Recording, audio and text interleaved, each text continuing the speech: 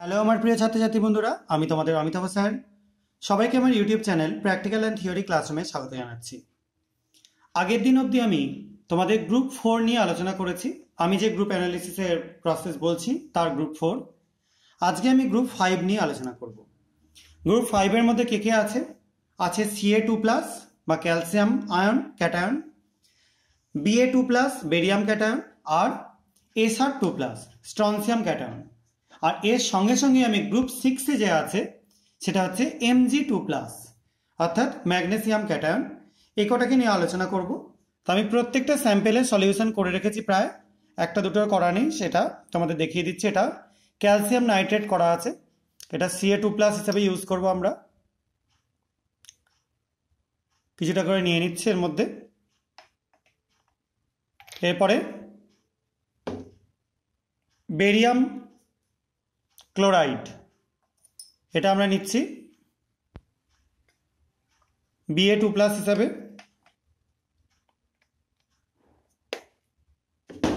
এরপরে আমরা নিয়ে নেব স্ট্রনসিয়াম নাইট্রেট। এই স্ট্রনসিয়াম নাইট্রেটটাকে আমরা নিয়ে নিচ্ছি Sr2+ হিসাবে, স্যাম্পেল হিসাবে। এটা নিয়ে নিলাম। আর এই তিনটে হচ্ছে গ্রুপ 5-এর।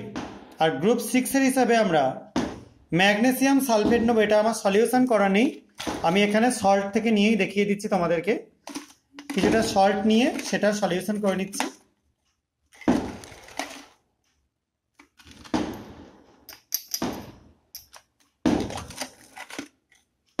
এখানে খুবই বাজি ফাটছে, তোমরা শুনতেই পাচ্ছ। শব্দবাজির দৌড়াতে শেষ নেই, আর এদেরও শব্দবাজি ফাটানোর শেষ নেই। যাই হোক, আমরা কিছুটা নিয়ে নিলাম। এবার এই যে টোটাল স্যাম্পেলগুলো নেওয়া হলো, এটার আমি একটা সলিউশন করে নিচ্ছি মানে জল দিয়ে। এবার আমরা টেস্টগুলো একে একে করে দেখি। আমি এই টেস্ট টিউবটা একটু রিঞ্জ করে রাখলাম।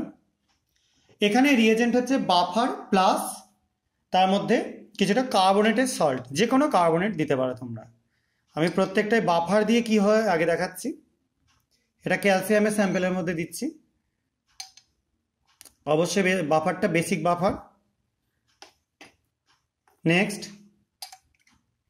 এটা দিচ্ছি আমরা বেরিয়ামের স্যাম্পেলের মধ্যে। নেক্সট স্ট্রনসিয়ামের স্যাম্পেলের মধ্যে। তিনটেতেই বাফার দিয়ে রেখে দিলাম। লাস্টেরটায় বাফার দেওয়ার দরকার নেই, দিতেও পারো। যাই হোক, এবার বাফার দেওয়ার পর আমরা ফার্দার কি করব, এগুলোর মধ্যে যোগ করে দেবো কার্বনেট, যে কোনো কার্বনেট স্যাম্পেল। আমি এখানে পটাশিয়াম কার্বনেট নিয়েছি সলিউশন করে, দেখতে পাচ্ছ মিল্কি হোয়াইট একটা প্রেসিপিটেট তৈরি হলো, বা কার্ডি হোয়াইট প্রেসিপিটেট তৈরি হলো। ঠিক সেরকমভাবেই আমরা তার পরেরটা বেরিয়ামের স্যাম্পেলে নিচ্ছি। এটাও দেখো সেম কার্ডি হোয়াইট। থার্ডেরটা নিচ্ছি, অর্থাৎ স্ট্রনসিয়াম নাইট্রেটের মধ্যে নিচ্ছি। দেখো এখানেও দেখো কার্ডি হোয়াইট প্রেসিপিটেট তৈরি হলো। এই তিনটেতেই তৈরি হলো কার্ডি হোয়াইট প্রেসিপিটেট। এবং লাস্টের যেটা ছিল ম্যাগনেসিয়াম, তার মধ্যে আমরা যোগ করে দেবো disodium hydrogen phosphate Na2HPO4 solution. এটা যোগ করবার পর দেখো কি হয়। দেখো এটাও টার্বিড হয়ে যাচ্ছে এবং ভেতরে একটা সুন্দর কাঁচের মতো ছোট ছোট ক্রিস্টাল তৈরি হচ্ছে। এটা তোমাদের হয়তো ক্যামেরায় দেখানো সম্ভব না, কারণ আমার ফোনে ক্যামেরা কোয়ালিটি অতটা ভালো না, ঠিক আছে। এবং এই যে জিনিসটা তৈরি হলো, এটা কিন্তু ম্যাগনেসিয়ামের সল্টের জন্যই হবে। ডাইসোডিয়াম হাইড্রোজেন ফসফেট অন্য কিছুর সঙ্গে রিয়াকশন করে এই জিনিস তৈরি করবে না। তো তোমরা এই যে ম্যাগনেসিয়ামের, এটাই কিন্তু কনফার্মেটিভ টেস্ট, আর এটাই গ্রুপ টেস্ট। আর বাকি যে কটা দেখলে সব কটাতেই কিন্তু কার্ডি হোয়াইট বা মিল্কি হোয়াইট প্রেসিপিটেট তৈরি হলো কার্বনেট স্যাম্পেল যোগ করার জন্য। এবার এদের জন্য কি কনফার্মেটিভ টেস্ট হয় সেগুলো আমি পরবর্তী ভিডিওতে দেবো। যদি তোমাদের এই ভিডিওগুলো পছন্দ হয় তাহলে এই চ্যানেলটাকে সাবস্ক্রাইব করো, ভিডিওগুলো লাইক ও শেয়ার করো। আজকের মতো এটুকুনি, বাই।